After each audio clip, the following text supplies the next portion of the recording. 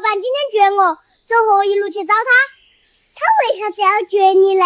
我昨天在他家买了一个榴莲，然后碰臭，然后我又在他家买了一斤藕，结果藕全是洞洞，然后我就想再去他家买一瓶醋，醋也是酸的，我又给我们买6个核桃，结果1个核桃都没有。走，我们一起去找他嘛，你一个人去，我才不得去。啷个不去哦？你一个人去，别人说你一个人是哈儿，我们2个人去，别人说我们2个都是哈儿，所以还是你一个哈儿去就好了。走啊，快点走啊！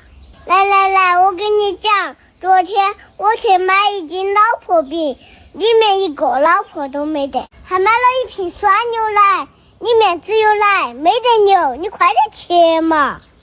走嘛，看嘛，我们都被他哄了。